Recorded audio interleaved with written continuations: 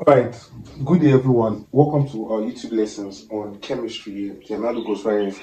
So today I'm going to be looking at the chemistry of alkynes. So I'm going to look at the chemistry of alkynes. Now first, what are alkynes? What are the organic compounds called alkynes? Alkynes are hydrocarbons. The hydrocarbons. Having this formula CnH2n minus 2. Now, I would like to pause there. Now, if you're just joining us for the first time, I would like you to first subscribe to this video and like this video. Take 10 seconds to do that. I know you have done that, and welcome. I know now we can proceed. This channel is very helpful to A-level and O-level chemistries, biochemistry, and some other related courses. So please subscribe, hit the subscribe button so the algorithm may send this video to more people that will need it. So moving on. Now, these are alkynes. So alkynes are hydrocarbons. They contain carbon and hydrogen plus CnH2n minus 2. Now, where N is always greater than 1. N to be always greater than 1. So for alkyne, the first member of the alkyne family should be C2 because N cannot be 1 because alkynes are organic compounds that have carbon to carbon triple bond. So one carbon cannot have triple bond to a hydrogen or something. So it must be carbon to carbon triple bond. So the first member of the alkyne should be C2. If I put 2 here, 2 times 2 is 4 minus 2 C2H2. So the first member of the alkyne is C2H2, which should more likely look like this. So alkynes have carbon to carbon triple bond. Hydrogens. So now you know in chemistry we obey the law of tetravalency. So this carbon has 3 bonds, so I have one more hydrogen. This carbon has 3 bonds, I have one more hydrogen. So all right. So this is the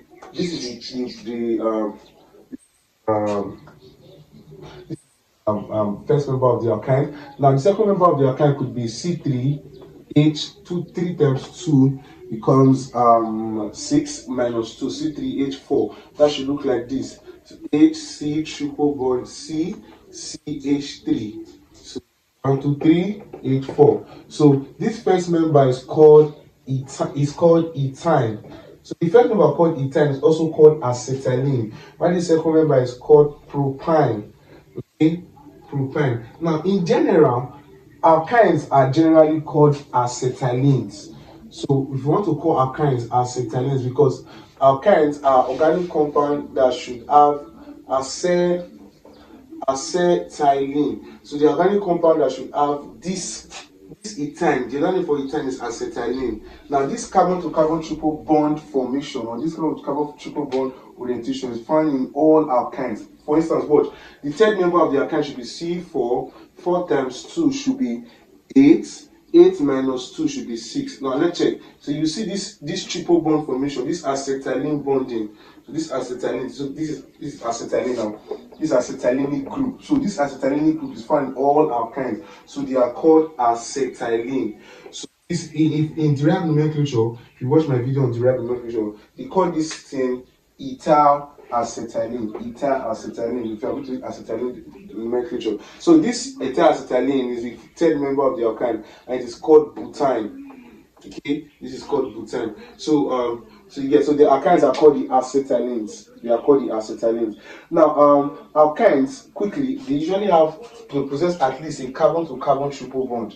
Okay, they possess a carbon to carbon triple bond. Now carbon possessing carbon to carbon triple bonds. A carbon bond that possesses carbon to carbon triple bond is sp hybridized. That doesn't make all alkynes sp hybridized. What I mean, it is the carbon that have a carbon to carbon triple bond that is sp hybridized. Now, when a carbon has single bonds, like you see here, okay, if I open here up, it should be something like this. Opening up, it should be H. I should have H. I should have H. Now, when a carbon has single bond like this carbon is sp3 hybridized. So this propyne or propyne ion should be sp. This is sp. This carbon is sp3 because that's a triple bond. So this propyne ion is or sp3 and sp hybridized. So it's an alkyne too. So it is wrong for us to say that all alkynes are sp hybridized. It is the carbon to carbon triple bond that carries the sp hybridization. Now for carbon to carbon triple bond, it has a bond angle of 180 degrees. So Bond angle between carbon to carbon triple bond or carbon to carbon triple bond formed with a single bond is 180 degrees. So 180 degrees is the bond angle found in alkyne or in ethane, yes, pardon me, ethane. So 180 degrees is the bond angle found in a carbon to carbon triple bond. Now, what's the geometry of a carbon to carbon triple bond? The geometry of a carbon to carbon triple bond is linear. So the geometry of a carbon to carbon triple bond is linear. So not all alkynes, not the bonds in alkynes, not just carbon to carbon triple bond. Alkynes still have single bonds, you get. So but for the triple bonds area, the geometry of a triple bond is 180 degrees Celsius. What's the bond length of a triple bond? A carbon to carbon triple bond has a bond length. It has a bond length. Carbon to carbon triple bond, it has a bond length of 0.120 nanometer, or you say 1.2 angstrom. 1.20 angstrom. One of the shortest carbon to carbon bond lengths. Okay, all right. I haven't known that for alkynes. They are very reactive compounds. So alkynes are very reactive compounds. Yes, so they are very reactive compounds. Now, because of this carbon to carbon triple bond system, makes them very reactive. And because they are very reactive, alkynes basically undergo addition reaction. So their reaction type is usually addition reaction, substitution reaction. You get substitution reaction. They can undergo combustion. All hydrocarbons can combust to produce CO2 and water, and they undergo polymerization. So the polymerization of ethane will give us benzene. So the alkynes undergo these 4 types of reaction. Now, before we move on, there are many types of alkynes, but I would like to quickly talk about these special two types of alkynes. What we call terminal alkynes. There are many other types of alkynes, but these two will help us understand the reaction type. Terminal alkynes and median alkyne. Terminal alkyne and median alkyne. These two are very unique, especially when we are dealing with reactions on substitution reaction. You see this in the later part of the videos. Now, for terminal alkyne are alkynes that have their triple bond at carbon 1. So when your triple bond is at carbon 1, such an alkyne is said to be a terminal alkyne. So C1, this is carbon 1, this is carbon 2, this is carbon 3. So when you have a triple bond at carbon 1, it's a terminal alkyne. This ethane is a terminal alkyne. This is carbon 1, this is carbon 2. This prop 1, this is prop 1 ine. So we call them the 1 ines. So if you are naming them the 1 ines, so when you name a compound 1 ine, it's a terminal alkyne. Get 1 ine, but 1 ine, pent 1 ine for nomenclature. So you can have something like this. I said pent 1 ine just now, and this is pent 1 ine. 1, 2, 3, 4, and 5. So this is pent 1 ine, is a terminal alkyne. What about median alkynes? Median alkynes are alkynes that have their triple bond at carbon 2, 3, and not carbon 1. So basically, you have something like this: H3C, CH, triple bond C, CH3. This is 1, this is 2, this is 3, this is 4. You could also name it 1, 2, 3, 4. So, as your triple bond is not on carbon 1, such an alkyne is said to be a median alkyne. So, median alkynes are alkynes which do not have their triple bond at carbon 1. So, quickly, to cut long story short, we're going to look at the preparations of alkynes. This is going to encompass preparations of alkynes. Alright, so how are alkynes prepared?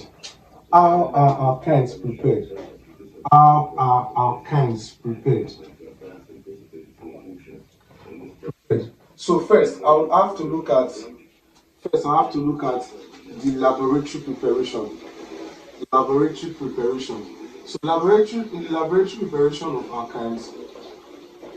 First one I'll look at is the action of calcium carbide on water. This is the most common way to prepare an alkyne. Okay, now calcium carbide is a very popular compound in the production of ethylene and so many other hydrocarbons. Now calcium carbide is CaC2. Now if you drop water on calcium carbide, it's a highly exothermic compound. So you drop water in drops on this compound, it releases an hissing sound, and a gas is evolved. So this is liquid, this is solid. So gas is evolved, which is C2H2. So ethyl gas is evolved, and the byproduct of the process is calcium hydroxide. So I think there should be 2. So this ethyl gas is produced by the action of water on calcium carbide. This is ethyl. This is ethyl gas. Now, quickly, what is the impurity in this process? When you are preparing ethyl from calcium carbide, so this method is only used to prepare ethyl. So when you are preparing ethyl for calcium carbide, the impurity in the process is phosphine.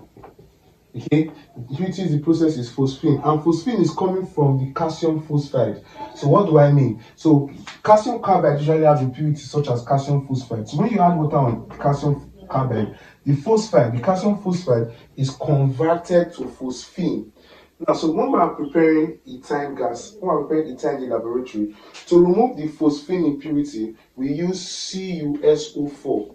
So CuSO4 is used to remove phosphine impurity. So CuSO4 solution is to remove phosphine impurity during the preparation of ethyl in the laboratory. So you know that by now. Now, the second way to prepare alkynes in the laboratory, okay, I'll make this okay. The second way to prepare alkynes in the laboratory is from elimination reactions. Elimination of alkenes. I'll talk about this one we call dehalogenation. So the halogenation of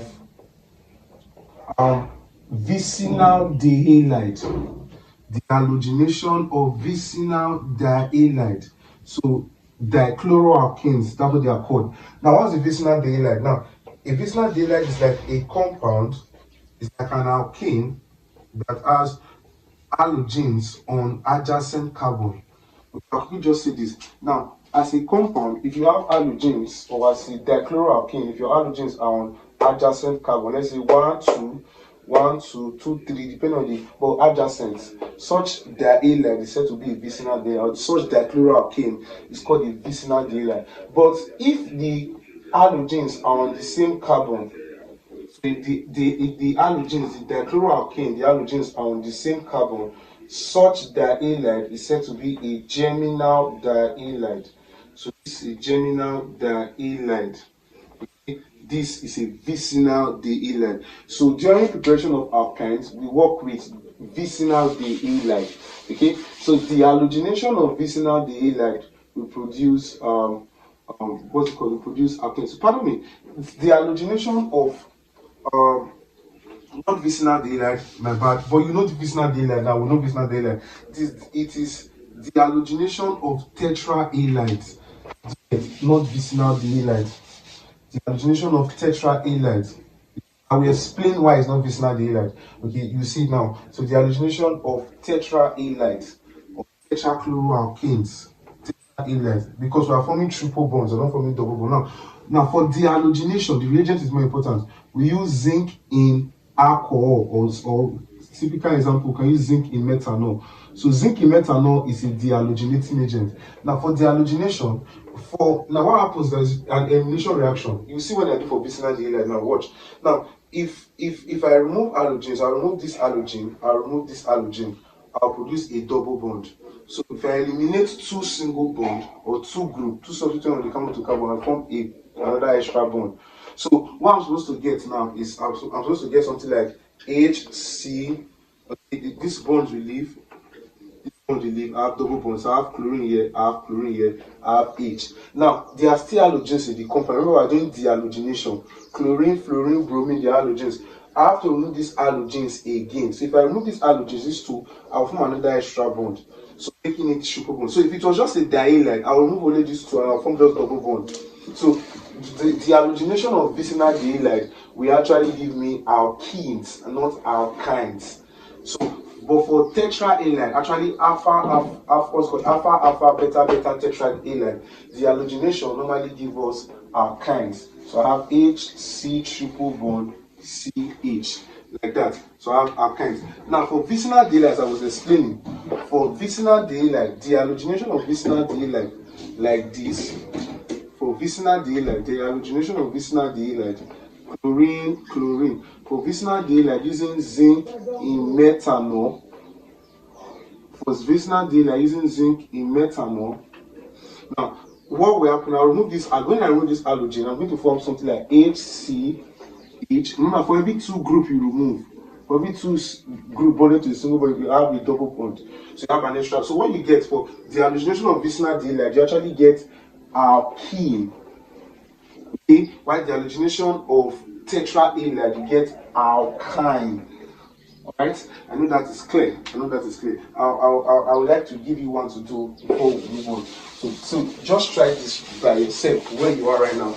I want to do something like this, okay? Okay, I want to do something like CH3, CL, what's it called? Okay, H. I want to try and guess what I will get.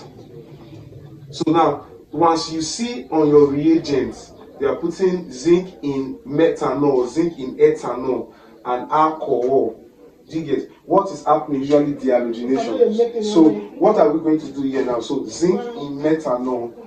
Now zinc in methanol, we are doing dehalogenation. So what should happen here is so zinc in methanol. Now check. I want you to try and guess your answer before I say it. So this compound is zinc in methanol. So what do I?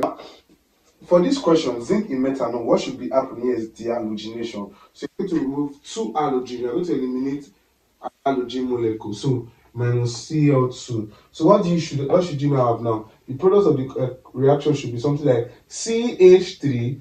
Because you removed two atoms, you're going to have one extra bond, not two extra bonds. So CH3, then H. So the halogenation of this halide, that's why this is a dihalide, will give you alkene. Do you get? It will give you alkene. But if it was a tetrahalide, so assuming here was 4Cl, after removing this one, you remove another Cl from here also.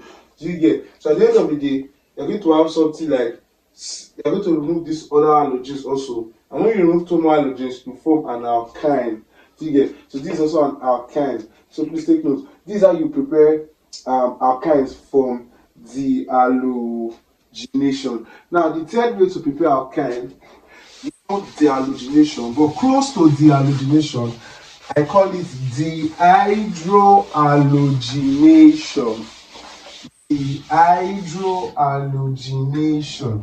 So dehydrohalogenation. So dehydrohalogenation of this time not tetrahalide, vicinal daylight. You can see why I almost missed it. You get, because of the names, they are very similar. So that one was the dehalogenation of tetrahalide. This is dehydrohalogenation of vicinal daylight. So at the end of the day, guys, what are we going to do now? For vicinal daylight, remember, if you do dehalogenation of vicinal daylight, you get alkenes. But if you do dehydrohalogenation of vicinal daylight,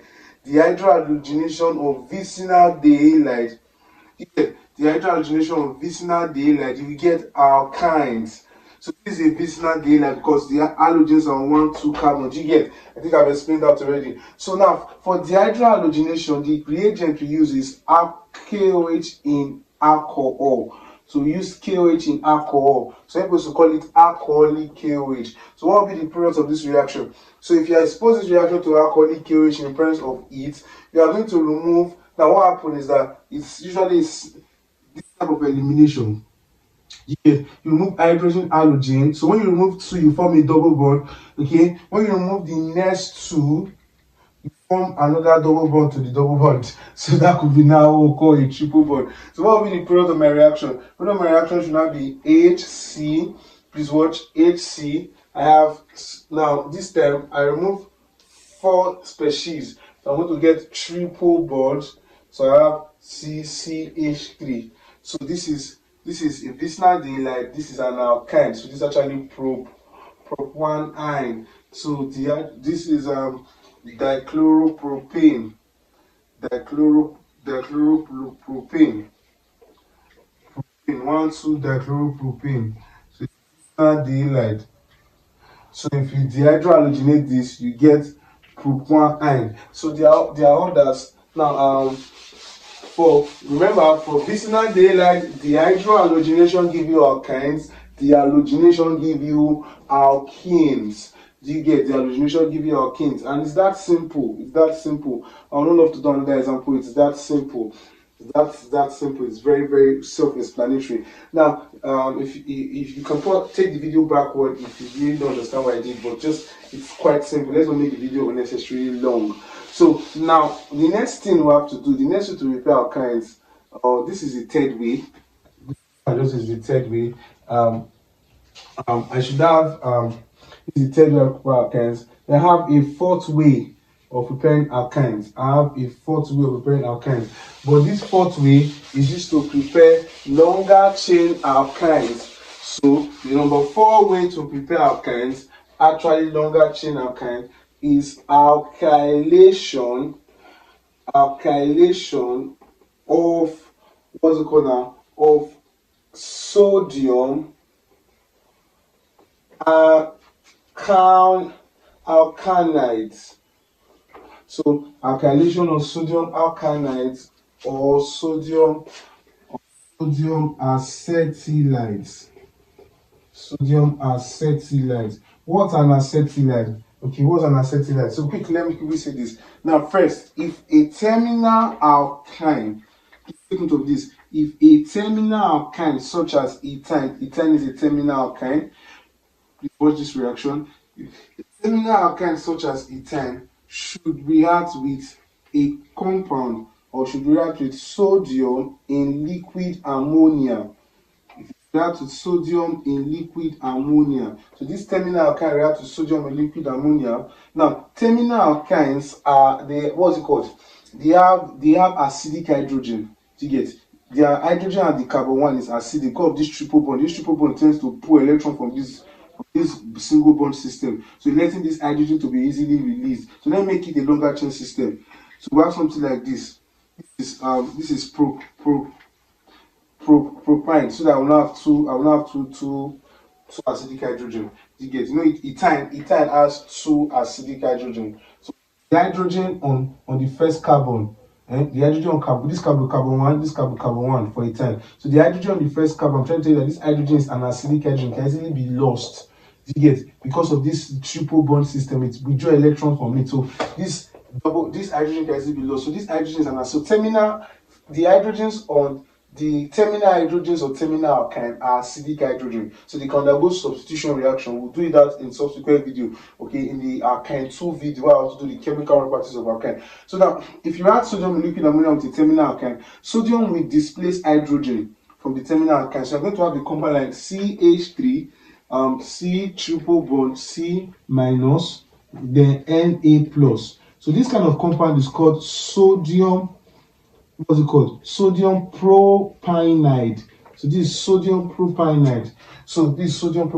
Now, one thing we know about sodium propionide is that if you alkylate sodium propionide, if you react to other alkylides, if you react to sodium propionide, this is sodium alkynide or a sodium acetylide. Do you get? If you react it with other alkylides, you are going to get a longer chain alkyne. See what we mean? So same sodium acetylpropionide. So I have sodium propionide, same sodium propionide like that. Okay, let's make it more mature. Same sodium propionide. Now let's react it with methyl chloride. So let's react with methyl chloride. So what happens here is that sodium will take the chlorine, then the methyl will replace sodium. So what do you now have? At the end of the day, you are going to have CH3, C triple bond C, then CH3, then sodium takes chlorine plus NaCl. So alkylation of sodium alkynides or sodium acetylides give us longer chain alkyne. If you check, we have 3 carbon alkyne. But how many carbon alkyne do you have here? We have 4 carbon alkyne, which is both 2-ine. And it should be noted that the alkyne you obtain from this preparation is usually a median alkyne. Usually, you will not encounter a terminal alkyne for this type of reaction. Yeah, those are ways to prepare alkynes in the laboratory. So those are ways to prepare alkynes in the laboratory. What about in industries? How do you prepare alkynes in industries? How do you prepare alkynes in industries? So for industrial preparation of alkynes, it is quite simpler. Okay, so industrial preparation of alkynes. So industrial preparation of alkyne. Now the alkyne that is the most useful is ethyne. So from ethyne, every other alkyne can be obtained. So in industry, to prepare alkynes, we prepare ethyne majorly. Now the first way to prepare ethyne in industries, what I call controlled combustion. So controlled combustion. Many texts will call it controlled combustion process. Now what happens in controlled combustion? It's a process whereby you take an alkane, you try to, because alkanes, they have little carbon content. Alkanes burn with little smoke. Yes, alkanes burn with little smoke, but alkynes and alkenes burn with more smoke. Because this alkane burn with little smoke, or it has less low carbon content, it can be combusted. We can combust it like this. When we combust it, we use very insufficient amount of oxygen. So you combust it using very insufficient amount of oxygen, high temperature.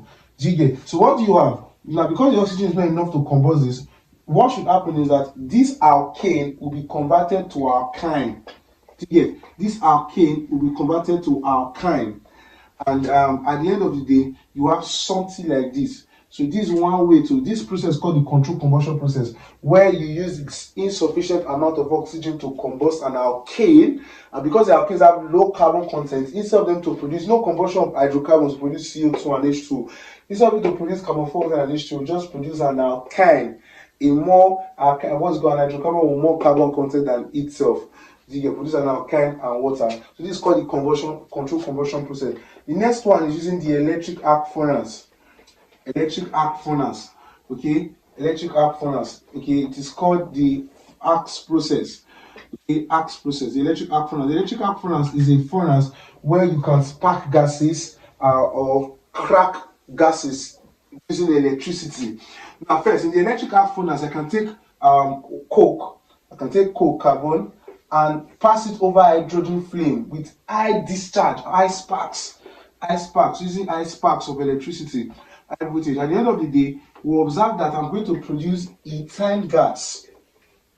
Yes, so carbon in the form of coke can be passed over hydrogen flame in terms of sparks or discharge to produce ethane gas in the electric arc furnace. Also, what can occur in the electric arc furnace is electrocracking. What do I mean? Now, for instance, I take methane, for instance, this is called the ARCS process. They call this the ARCS process. Okay, the ARC process. So, for instance, I take methane, for instance, and I pass a current of about 1150 ampere and a voltage of 7,000 volts over methane. You observe that I get an alkyne, I get ethane. So this is natural gas. So that in industries, one of the raw material to prepare alkenes or ethane in industry, prepare alkynes or ethane in industry is natural gas. And natural gas is rich in methane. So if you check, also here we use natural gas in the controlled combustion process. Yeah. So natural gas is about 80 plus percent, so 85% and above methane. So depending on the well you got the gas from. So now this is methane, natural gas. Now if you pass it over 1550 ampere and 7,000 volt, methane methane will be converted to ethane and hydrogen gas will be released. This is what we call electrocracking. So breaking down a compound using electricity. Now natural gas contain other hydrocarbons such as propane. So the propane also a natural gas. Using the same amount of electricity can be converted to ethane also. Okay, can be converted to ethane also plus hydrogen gas too. Yes. Okay. So this is called the ARC process. Using high voltage to crack this compound, you get alkynes. Okay. So in the electric arc furnace, we do this this is called the ARCS process to prepare alkynes in industry. So also another way to prepare alkynes in industry is via thermal cracking. So thermal cracking of hydrocarbons. Thermal cracking of hydrocarbons such as alkanes.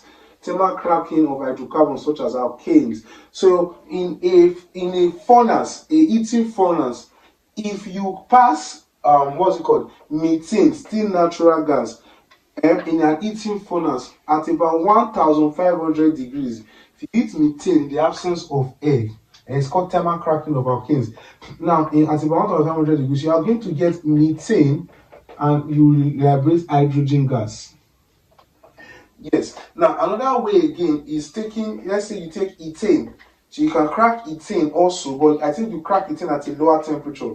So at 1200 degrees Celsius. Now, if you crack ethane, you're going to also get ethane. You get ethane gas plus hydrogen gas. You get ethane gas plus hydrogen gas. These are ways to prepare alkynes in industry. So for this video, I'll stop here, not to make it very long. I'm going to do another video on alkynes, and I'll call it alkyne 2. So alkynes, we're going to get another video where we have to do the chemical properties and how to test for alkynes. There are more videos on the homologous series for alkanes, alkenes, benzene on this channel, so you can look it through and make sure you subscribe to our channel. And until we see again, it's a bye for now. I remain the analogous.